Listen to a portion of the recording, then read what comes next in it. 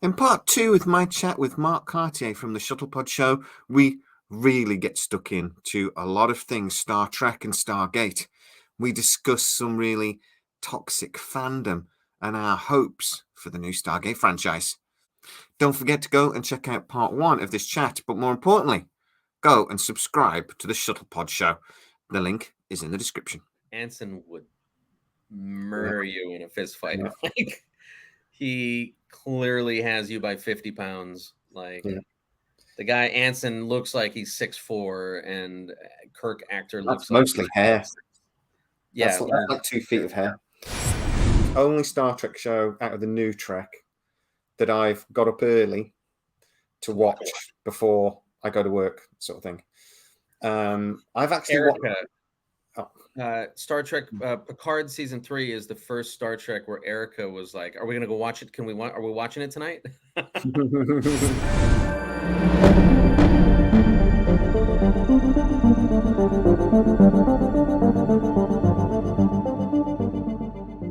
I have this love-hate relationship with time travel and alternate timelines because they're always terrible, but sometimes they're fun, and you get shit like The Voyage Home. There's very few alternate timeline that work. When they work, they're brilliant. There's the Groundhog Day episode of Stargate, which is the greatest. I've now forgotten the title. Oh, yeah. It's embarrassing. But it's the greatest episode of sci-fi. It's just incredible. There's a number of time problem Stargate episodes in SGU and SG1 that are my favorite episodes of television ever, because I think they deal with them in a really intriguing way. And it almost always ends with our prime Stargate team looking at it and being like, well, I guess we won't do that. Yeah, let's not do and that. And then they move on to the next episode. Oh yeah, the Mirror Universe at the end of season 2. It was exactly that. Apophis was attacking, and they got to the Mirror Universe, and that was the whole way the season that kick-started into the next season, and that was when it took to a new level for me, when Stargate really kicked on. But when it's done badly, and I think Star Trek has done it badly at times, and that's the problem. Is that they've a couple of episodes when they've gone back in time and it's been okay, but normally. But I say that Enterprise, my favorite Enterprise episode was Regenerations, and that was the episode that spun off from Nemesis. Not Nemesis, sorry, First Contact, and the Borg were found. There was a research thing going on. The North Pole, and I love that episode. I just thought it was such a great episode of Star Trek, and it's just that was a time travel episode, and I loved it, kind of. So, but when it's wrong though, it's bloody awful. To me, it's like there's a mechanism in storytelling called Deus Ex Machina, God in a box, and it's like God in the machine. And God in the machine is usually a reference to when a story gets so complicated that it requires God coming out of the sky on a stage in a machine, and coming down and sorting it all out for us, teaching us, just telling us what the lesson is, and then the play's over. That's what time travel is to me in a lot of the Star Trek stuff. Yeah, when it's a device used so that you can tell the story you want to tell, as opposed to something integral. I mean, like what was the first time travel story? Was it City on the Edge of Forever? Oh, in Star Trek. Yeah, I don't remember. It must have been, because going through not the Guardian. What's it called? The Gate. It's got to be. Yeah, and then that thing ended up in Discovery, which was I thought I love that episode. Where Michelle Yeoh. I love that episode. Yeah, it's a good episode. The Guardian of Forever. That's right. Guardian of Forever. Yeah, we are the Guardians of Forever. Yeah, I love the actor they got to do it for. Thing he's such a I can't remember his name. But he's such a likable actor. He's brilliant in everything he does. I think he was he not? No, he was not. I was going to say I think was in the episode where Janeway went to the Continuum, but I think it was a different actor. It was the guy from Battlestar Galactica. That's right. Yeah. Anyway, I hear what you're saying. Rewatchability of Picard season. I haven't rewatched season 3 because I'm afraid that it's not going to be as good rewatching it. Mm. I think the relief of having good Star Trek was a part of what made it so good. I mean, it's because I knew the Enterprise D was in that damn hangar. I knew it. Oh, I called it on my channel. I did. I actually, I really believed that they were gonna, because they were like, oh, all the ships have been, interfaced. We have to find an old ship, one that isn't interfaced. I thought they were gonna go get the Enterprise A, or the original Enterprise, or the Voyager, because they made such a big deal out of the Voyager. I was like, oh my God, they're gonna steal the Voyager, and they're going to save the world with the Voyager. How cool is that? We actually said, I wonder if it's going to be the whole fleet. So it's like, the museum fleet. Yeah, basically all the old classic fleet. ships. Oh my God. The How Klingon cool Prey, the Enterprise A, the original Enterprise, the Voyager, oh fuck, that would have been great. Because I mean, they made such a big deal out of some of the ships that were there as well, and that I thought, well, they're going to do the whole fleet, and that will be cool, because then you like this actually is like a fleet versus fleet, and it makes sense. And then when they actually just did the deal, I was like, how's this going to work? And then it did actually the Millennium Falcon bit going into the cube, and I did love that bit with Data going. Why am I sensing this is enjoying themselves? Right. But I got irritated. I said, don't watch it again. Don't watch it again. No, don't do it. Get yourself a glass. Get yourself a drink. No worries.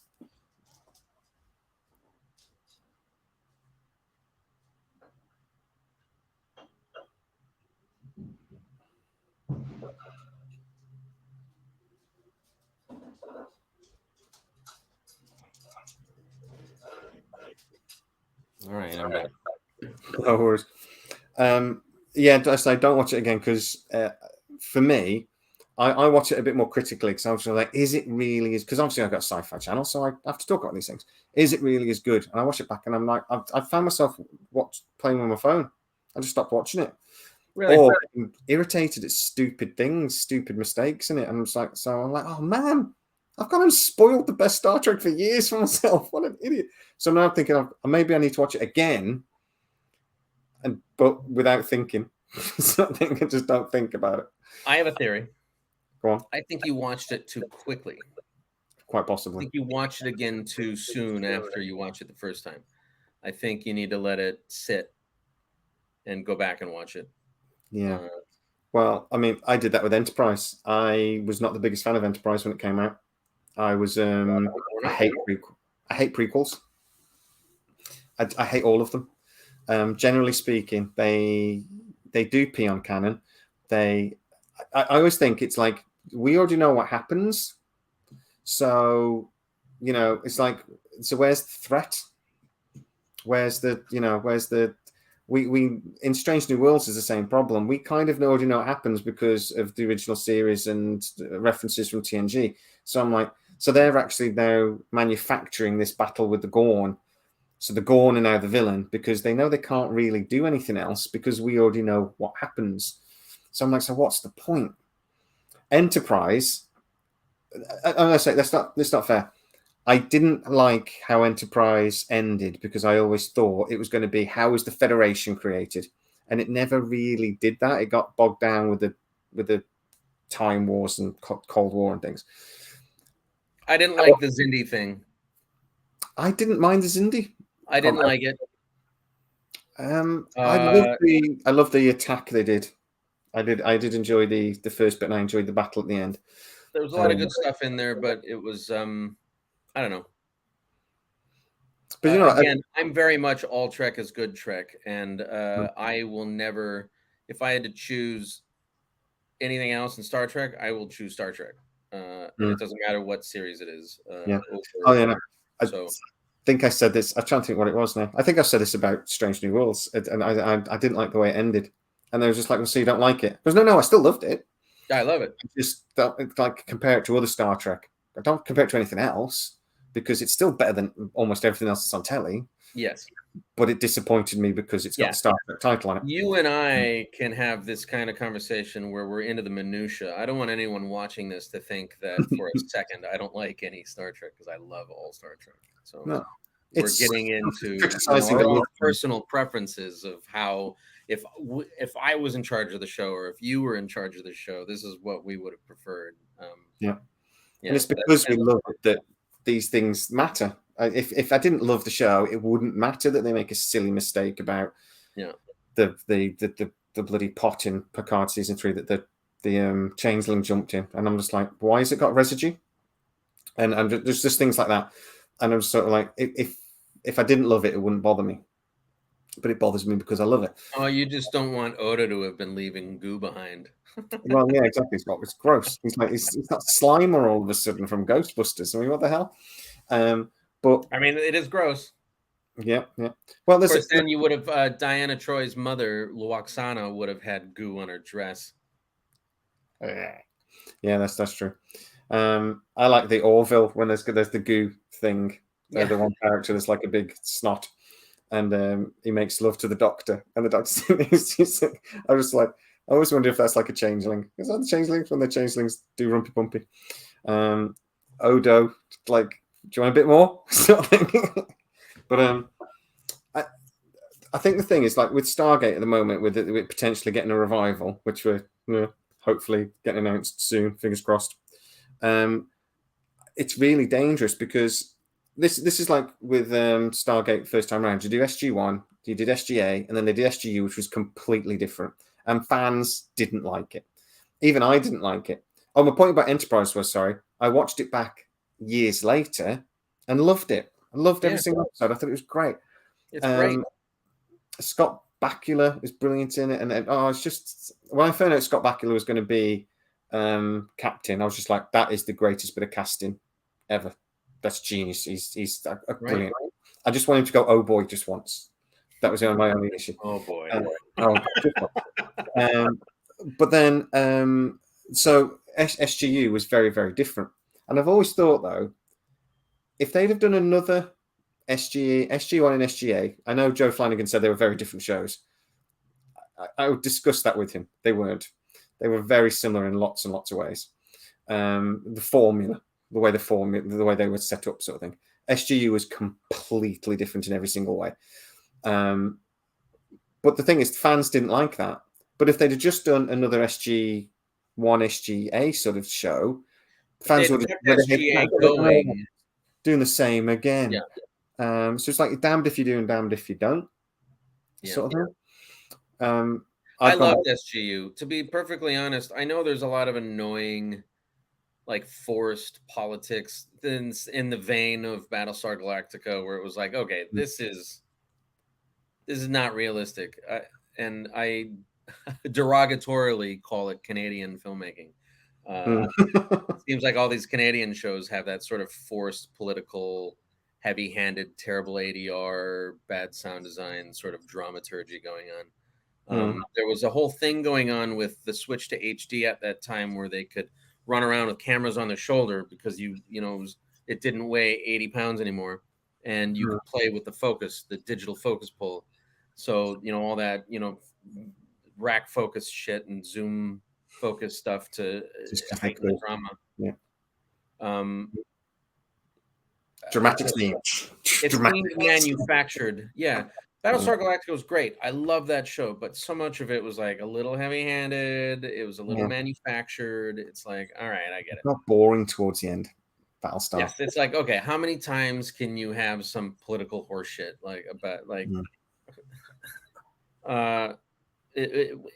that's the problem. I don't know how to say this.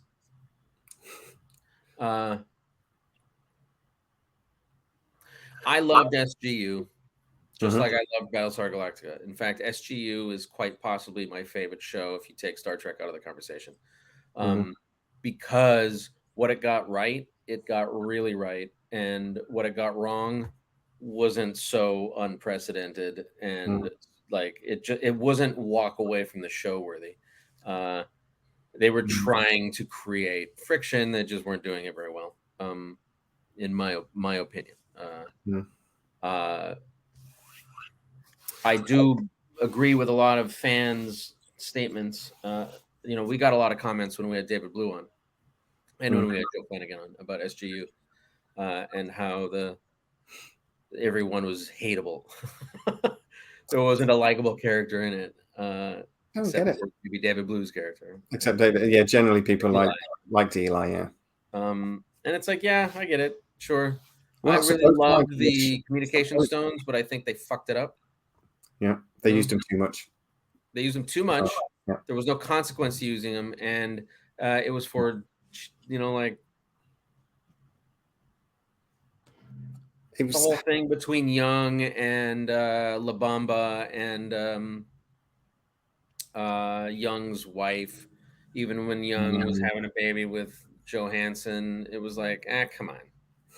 It's I don't know.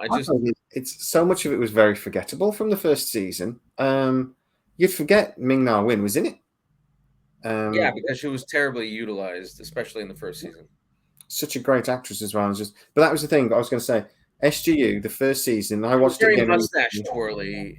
That's what it was. SGU had like a mustache twirly supervillain sort of vibe to it, where everyone was like, "I'm going to manipulate you," and it's like, come on, Rush. I know something you don't. It's like know. You're all on a spaceship. You're on an ancient ship, 50,000 galaxies away, or whatever the hell it is, and you guys are still playing politics like you're working at Huge Co.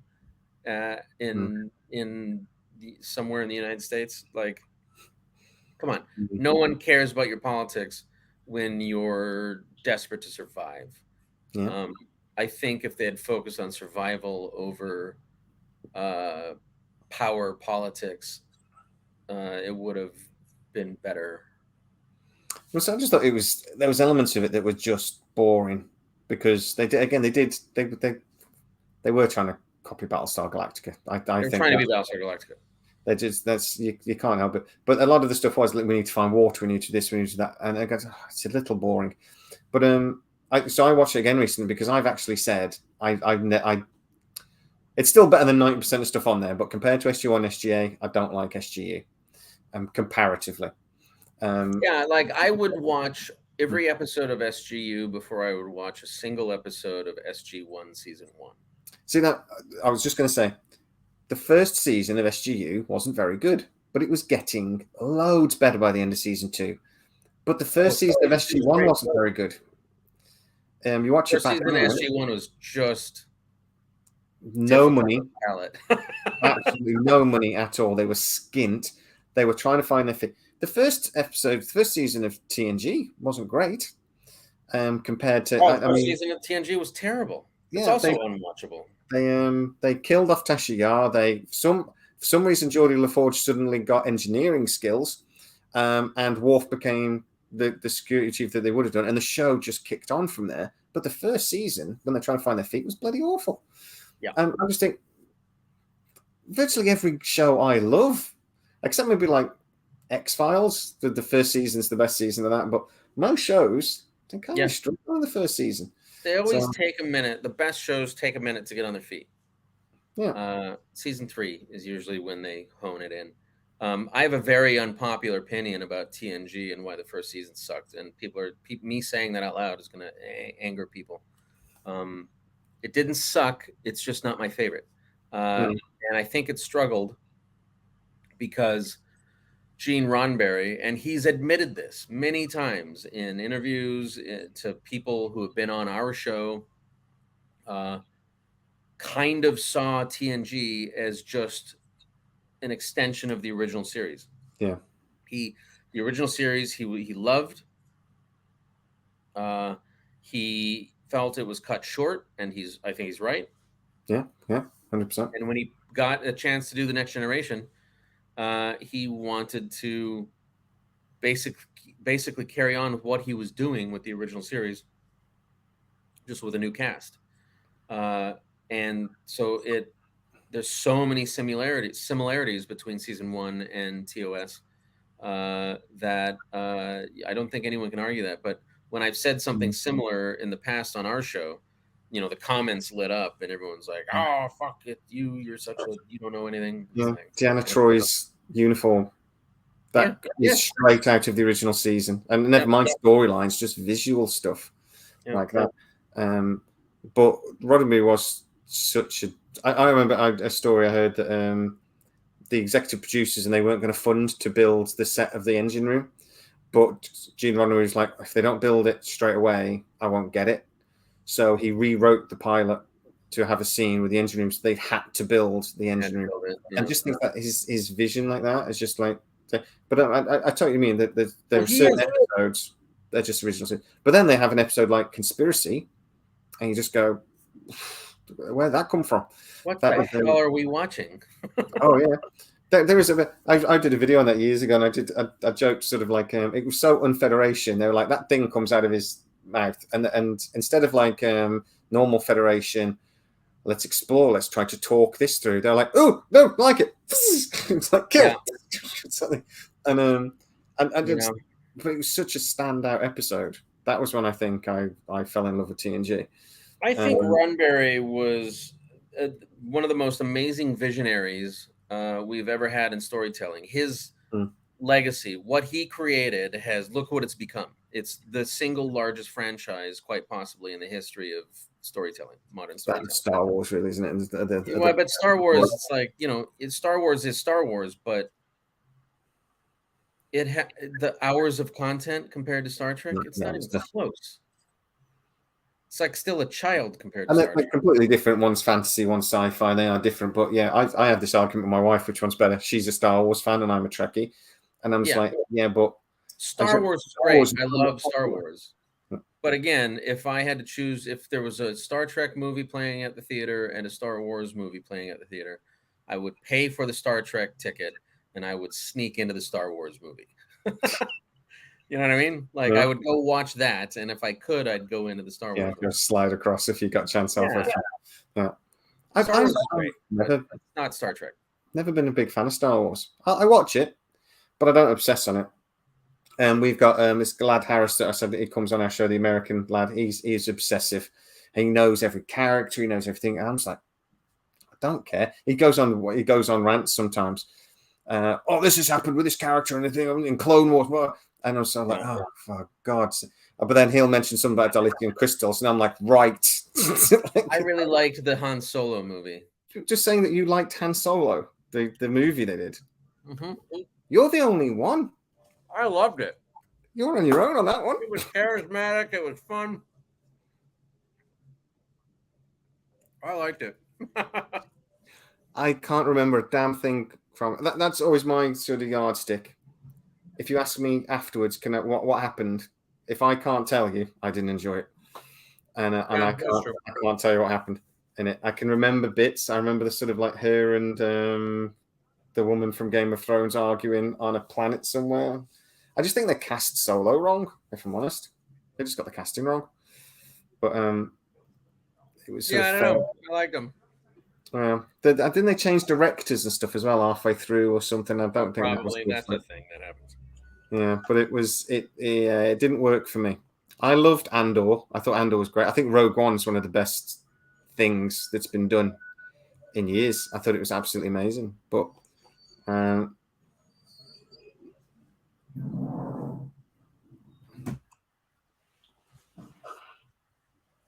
you okay? Venice. Don't worry about it. So Venice, that's the thing in it with all the canals, isn't it? Mm-hmm. Oh man, that's I always I love that when it's on TV shows and you see that they're jumping over the water and things, and you always know that area. Yeah, we're right on the water. The ocean is right here. Oh man. And we're a block away from the famous Venice sign. Beautiful. I've got a caravan in North Wales, which is where all the hills are in England. Yeah. It's not part of England, it's the country next to England. But that's where I spend most of my weekends. I just adore it. I keep doing videos up there, and I'm like walking past the beach and stuff, and people's like, people seem quite like it. But I was going to ask you something, but just before we head off, because I've got to go to bed. What was I going to ask you? I wanted to ask you. I wanted to tell you that I watched your recent video about Stargate, and you were talking about the Popcast guys' assessment of the new show, and we've talked about it a bit already, but I want to be really clear. Like, I think the negative assessment that some executive is going to kill a potential new Stargate show or movie before anything has even been announced is toxic fandom. I think it's not good for them. It's not good for us. It's not good for this franchise. Why would you shit on it before it even started? Like, we're not going to. Your analysis was, if you are concerned and vocal about it being terrible, you're going to make it terrible. You're going to find a way for it to be terrible. That's just basically. I was really surprised to hear that their analysis was negative, because I really like those guys. I'm a big fan of their shows. I've been on their show. I think they're great. So it kind of surprised me that they were. I chat to them sometimes, again, through Twitter. I chat to them, and they seem really nice guys. We've shared a little bit of because I kept sharing stuff about Stargate that nobody else had. I was telling people Brad Wright isn't going to be involved nearly 2 years ago and things like this, because I did a video that turned out to be wrong, but a guy actually messaged me saying that's wrong, but he was so specific on why it was wrong. I started chatting to him, and it turns out he worked at MGM at the time. He doesn't now. He works somewhere else now, but he worked at MGM at the time. So he introduced me and got me, and I started talking to a few people, and I started to get all this nice bits of information about Stargate. So they were really lovely about it, because they did a video about it, and they completely said, look, this guy's been at it from the beginning. They told us this. So we started chatting sort of thing. And they're really nice guys. And I have told them, I think because I told them I was going to do that video, because it upset me quite a bit. I was just like, I hate this. But actually, apparently, Amazon are very aware of it, or a company that does some of their marketing is quite aware of it, and they called it, they don't want to Rings of Power it. And I was sort of like, and that's apparently now becoming a term, because there was so much hate built up about Rings of Power beforehand. People had already decided they didn't like it 6 months before it was released, and I just can't have it. It's not. And anyway, the argument that Amazon destroy everything it touches is just bogus. It's just not true. It's bogus. The Expanse is amazing. There's a lot of Amazon stuff that's really good. Yeah, and they're a reasonably new studio.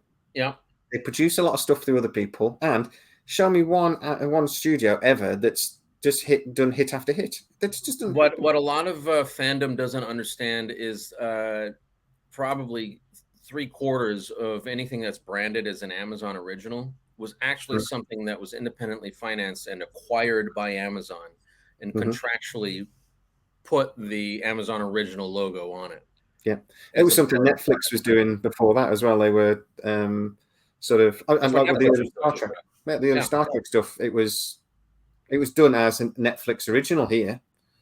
They removed the CBS stuff. The first couple of seasons of Discovery, it said Netflix original over it, and now here it says Prime original all over Picard, because they financed it, didn't it, basically?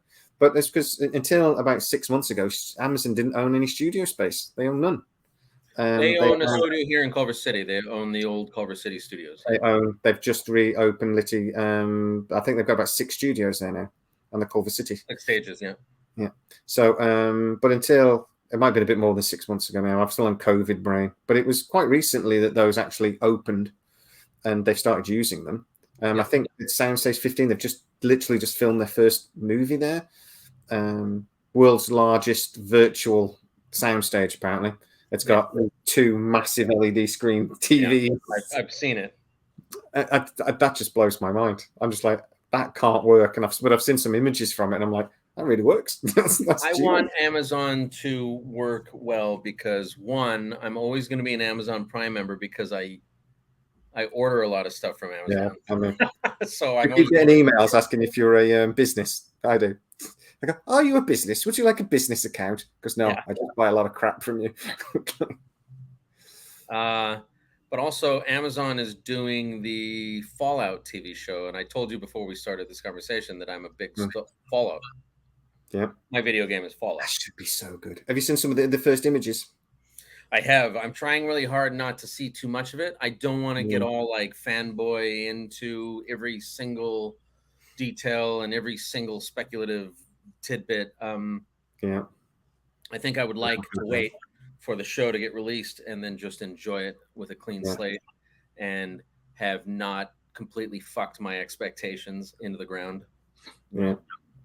I tell you what, the two studios that seem to actually be doing stuff at the moment that are exciting though is like Netflix seems to be back on its game. I think it's had a couple of years where it's not done some great stuff, but some of the stuff coming looks exciting. Amazon, they're the ones that are doing things like the Henry Cavill show. I'm doing God of War and Warhammer and all these sort of things. And I'm like, God of War in particular, that should be incredible. That's the Amazon, that's the Expanse guys doing that, and they've done the development work for it, and I can't wait. I know those guys. We had a couple TV shows with them. It's amazing. Running partner and I. Well, that was the rumor that Mark Fergus pushed for Stargate, that he was the early favorite to get the Stargate franchise, but it went very quiet. Apparently, they were having conversations with him before Christmas, and then they sort of stopped. So, and that was the last I heard. And I have no idea what's going on with it now. I don't care what form or fashion Stargate comes back as. I will be there to watch it. Oh, hell yeah. I'm a huge fan of Stargate, and I would really love for our community to be optimistic about it. That'd be nice. It's very easy for us to shit on this stuff now because we are so disappointed. And this goes back to what I was saying earlier. Motion picture studios, television networks have turned into tech companies, speculative tech companies. And tech companies are not the motion picture business. Studios, and we talk about this a lot on our show, motion picture studios and television networks are no longer run by filmmakers and television makers. They're run by lawyers and they're run by DBAs. Not DBAs. What is a business management degree holder? I'm a business MBAs. Oh, MBAs. Yeah. Lawyers and MBAs run studios and networks now, and they don't carry a pedigree of a lifetime of success and failures in the art of storytelling. They know how to manipulate spreadsheets, and that is not storytelling. And I think we are all suffering right now because of it. I think we're suffering from an element. I think you're right, but I also think we're suffering an element of quantity over quality. I think there's been an open 100 million%. Yeah, there's been an open streaming war over the last 5 years in particular. Particularly with Disney Plus, they went, we are going to just outspend Netflix and we're going to catch them up. And so they just produced loads of Marvel, they produced loads of Star Wars, and it's suffered for it. Marvel in particular seriously suffered because they just tried to release 3 films a year and 4 TV series, and they just weren't good enough. You can tell by the special effects and the CGI that the art department was just overrun. They just couldn't keep up. And that's across the board. Oh, I'll tell you, actually, another studio that's doing really well at the moment is actually your old company, Paramount. I think I just got Paramount Plus recently, and there's some good stuff on that show. I've just started watching Rabbit Hole with I think it's a bloody brilliant series. We ended up binging 4 episodes last night just because we started watching it and then couldn't stop. I think Paramount Plus and Apple TV Plus are the 2 premium content creators right now.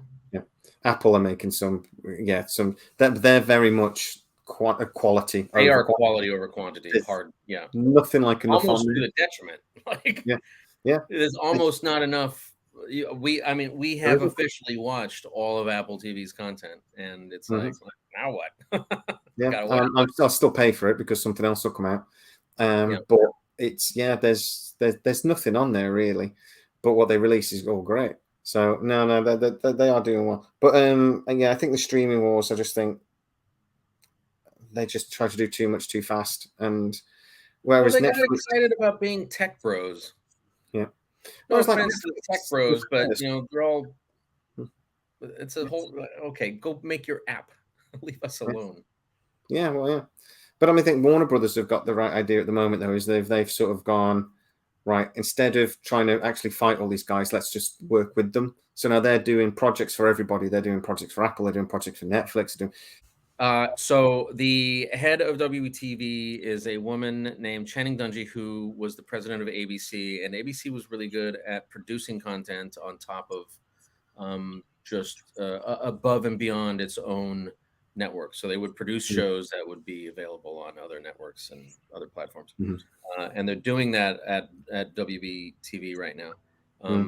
I think that I think you're right. WB is doing a good thing where they're producing content that releases on other platforms or in other distribution streams or routes. But I think that WBTV is also sort of strangled at the moment with Discovery took over Warner Brothers, and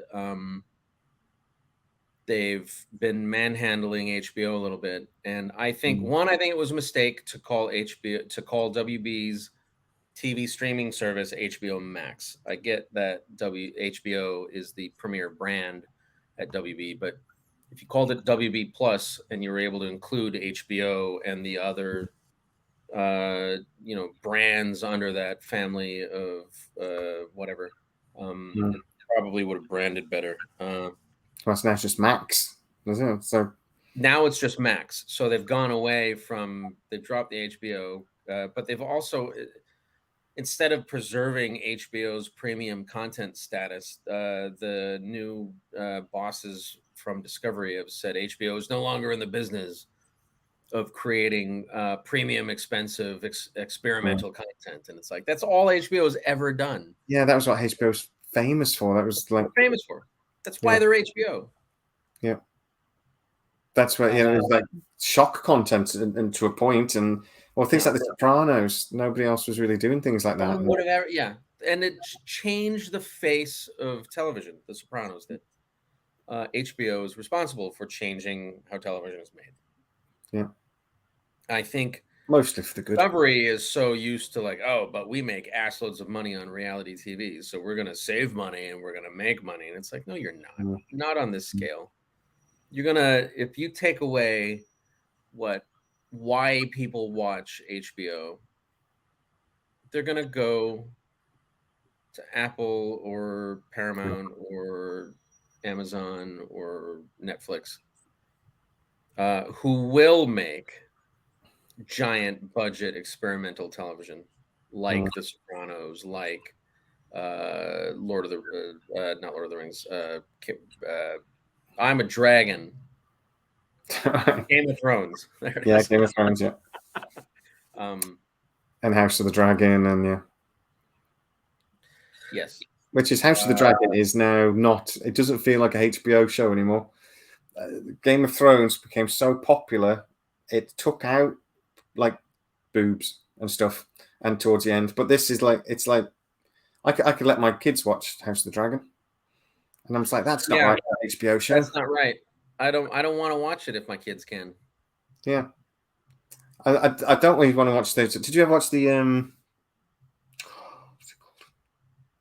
it got so popular they took up boobs. Yeah, they took out boobs. Okay. Did you ever watch the Spartacus show on Stars? No, I actually had a hard time with it. I watched a little bit of it, and I was like, this is just gratuitous. Like, it's not exactly my jam. Yeah, I'm sure other people have. I watched it and I actually really enjoyed it. But every time I watched it, at the end of the episode, I'd have a moment, I'm never watching this again. It's just ridiculous. Stupid, gratuitous violence, gratuitous sex, gratuitous swearing. This is just stupid. When's it on next week? I don't watch it again. And it became like a really guilty pleasure watching it. But it was too much. It went too far. And I mean, Game of Thrones went too far a couple of times. The Red Wedding and things like that. You watch it then. So I don't think that was too far. I think the too far for Game of Thrones was really early on with the sword in the baby belly was quite. I mean, there were two brother and sister sex partners going on in that show Jamie. in that season. Jamie Lannister, which I get a grief for, and yeah, that was and he pushes the kid off the thing in the first series, but when the mountain, We'll just forget that happens. Yeah, it was so early on. Everything else after it was quite tame, wasn't it, compared to that? It was in the pilot. Yeah, but the Red Wedding, it was just the sword into the baby's belly that got me. But sure. You never saw that on telly.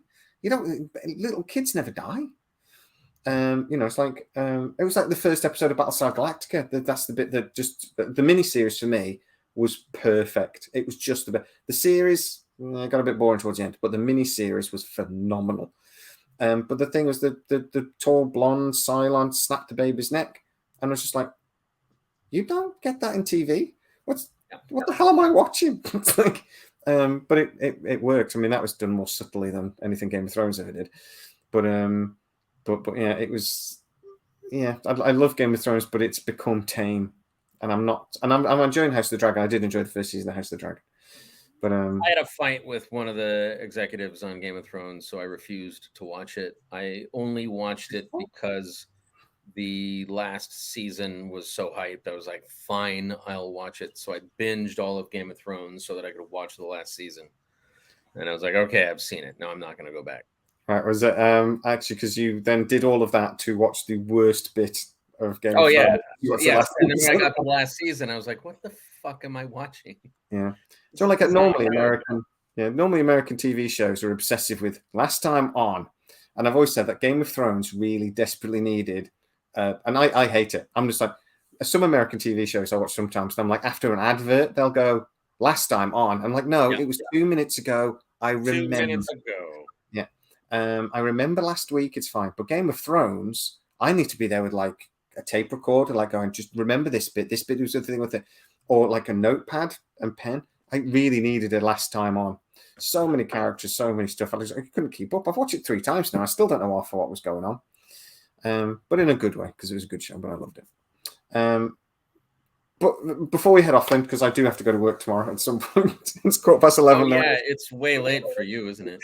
Yeah, I've got to help people tomorrow. 11 in the evening there. Yeah, it's 11:15, and I'm old now, so I'm sunk out like a Oh, I'm probably older than you. Yeah, I don't like a zonker by 9 o'clock. I got a bit of a baby face. I'm actually 45, but I got a bit of a baby face, so I get away with it. Okay, you got me by a year and a half then. I win, you see. But, I remember my code for my pass card at work, and we always have to have a pass card to get into our computers, and it's our date of birth. So it's 1978 for me. And I lent it to this girl who'd forgotten her card, so she took it off me and went, what's your code? 1978. I don't work there anymore, so that's fine. And she why is yours 1978 when that's not your? That's clearly. And I was just like, you're my new favorite person. Yeah. Like, unfortunately, though. This morning, Erica was like, no, you're not 43. You're 40. I was like, no, I'll be 44 in a couple of months. I am certainly not 40. I've got old enough now that I insisted I was 42 not long ago, and I wasn't joking. I genuinely believed I was 42. And the wife was sort of like, why did you just lie about your age? I was, what do you want? Oh, yeah. Oh, Jesus, I'm older than that. Yeah. Oh, I don't want to do that anymore. Real thing. But yeah. So you were gonna ask before you run off to old man sleep? I can't remember. Oh, aren't we just a couple of old guys? Just losing our minds and forgetting, going grey and shit. I said because I can't grow a beard, that's why I look young. Never been able to grow a beard. But now, before you head off, what are you watching at the moment? Then what is the TV that is getting you excited at the moment? Well, Strange New Worlds has me excited. I'm really happy with it. I like it a lot. I'm a big fan. The show that Erica and I just finished watching last night was High Desert on Apple TV Plus with Patricia Arquette.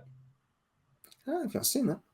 It's very bizarre. It's very eccentric. She's like this. I was just thinking, as soon as I said Patricia Arquette, I'm like, that's going to be so weird.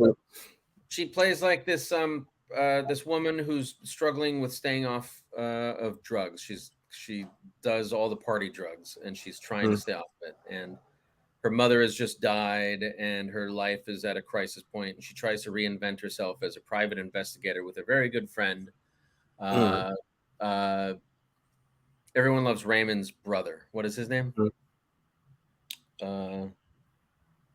Very funny, very tall American comedian actor who was the brother, and everyone loves Raymond. Anyway, it doesn't matter. He plays a private investigator who's losing his business, and she sort of cons her way into solving a murder. It's very, very unexpected, very funny, very intense, and also very sort of chatty and eccentric. We realized at the last episode we watched was the last episode ever, which was it was a cliffhanger, and I was like, oh damn it. No, then they canceled it. Yeah, but we loved it. We loved it. It was so good.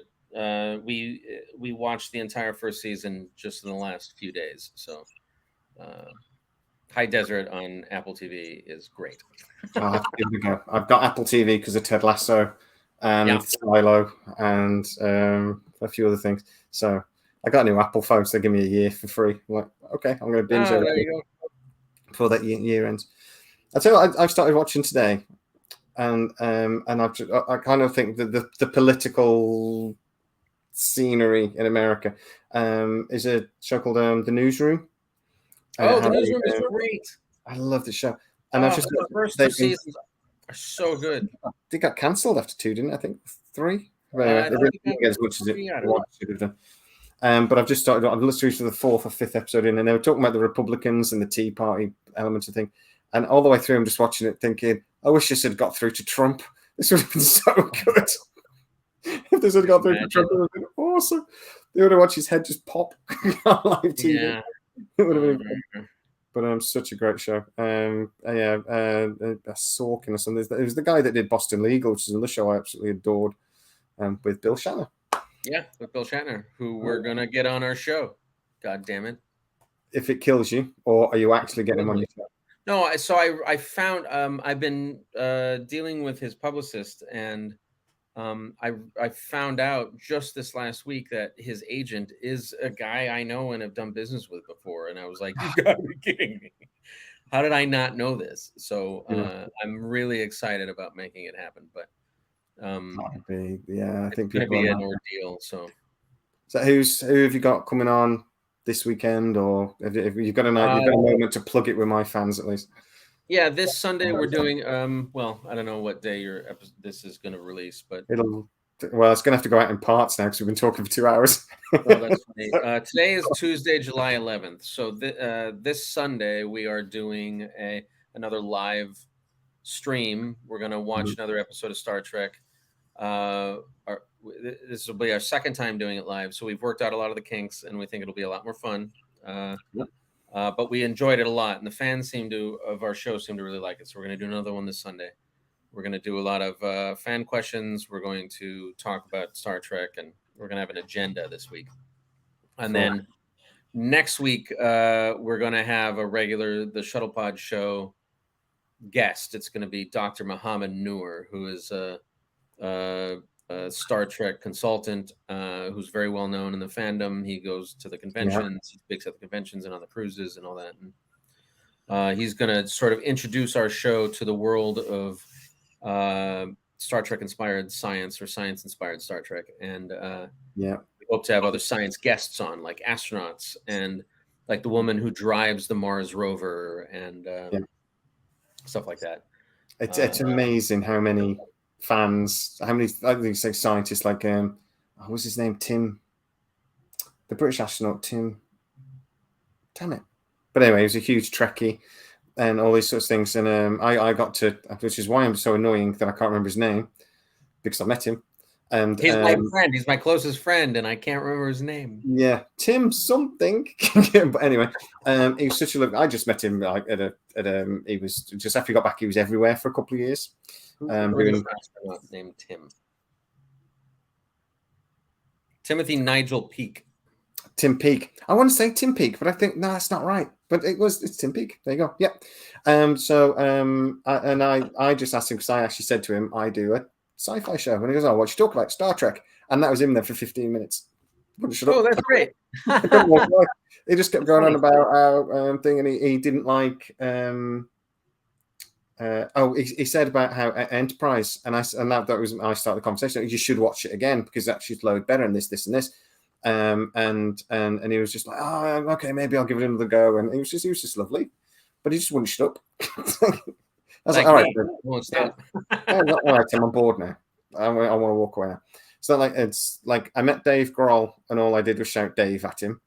And as I said, I met Nathan Fillion, and all I did was shout Nathan at him. So I need to get better at meeting famous people. So, I will one day. And then the other one that we've been working on for a while, and we're hoping to have this month, is Terry Matalas. That should be interesting. It will be interesting. Yeah, because I mean, I'm not as massive a fan. I think there's a lot of people in the fandom that think Terry Matalas is now the second coming of Jesus. Is the savior, yeah. I'm not as enamored because I just think there's so many silly mistakes that he should have fixed.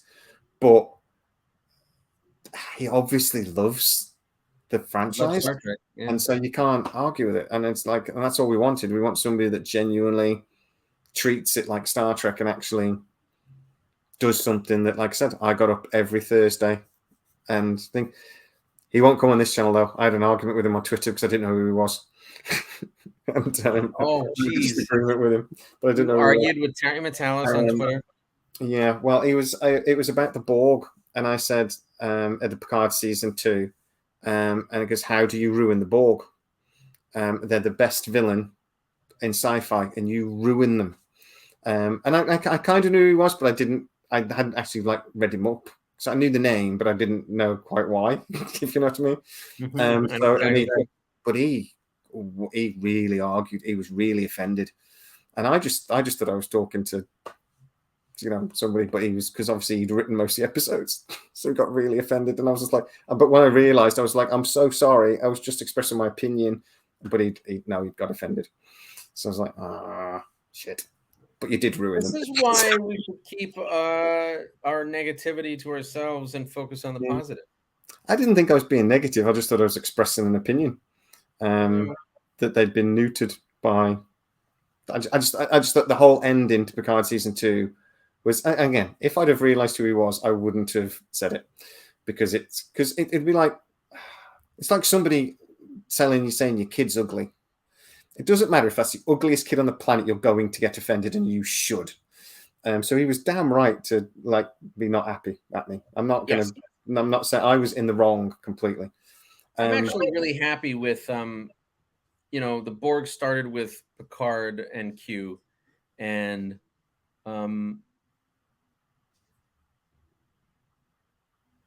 I thought it was a little odd in hindsight. Hindsight's 2020. In hindsight, season 2 of Picard being all about sort of the end of the Borg threat, and then season 3 being again about the Borg threat. It's like, okay, the Borg, we get it, the Borg. They became overused. I think that, but what I liked about season 3 of Picard is that moment where Picard said, all right, this is where we end this thing that started 35 years ago. Yeah. That I liked. I think tying up the Borg, the Q, and the Picard plot lines all in one sort of moment was what should have happened, and they almost did it right. Yeah. I think there was, I think I was disappointed with season 2 because, and also I realized that was Akiva Goldsmith, and he's very famously said, "I don't want to do a show that my wife won't want to watch." And it's like, well, then why the fuck are you doing Star Trek? If your wife doesn't want to watch Star Trek, and you're not going to do a show that your wife won't watch, then why are you doing Star Trek? Oh, yeah. I just argued it was season 2 in Los Angeles was not fun for me. Yeah, no, it was not fun to watch. The actors in Picard season 2 are all great, and Oh yeah. There was some really great stuff in season 2, but First for the most episode part, blew my mind. The first episode, I was like, "Yes, Star Trek's back. This is brilliant. I love it." yeah, Second episode, super excited. not quite as good. Third episode, I was like, "Oh crap, it's doing it again." God damn it! It's like a Mm. It's like a hack-made mirror universe bullshit. Yeah, I don't know. Yeah. Well, they built it up as well. That it was going to be all about Q, and it was going to explain the whole thing between Q and Yes, Picard. and then it did. And Q was barely in it. And when he was in Yeah. it, I'm thinking, this whole thing, I'm not sure this whole series makes any sense. If Yeah. Jurati had just gone, "It's me, calm down, we've got a problem, we're going to go sort, I'll explain the Borg thing out later," then that whole series would have just been one episode and it would have gone, "Oh, okay."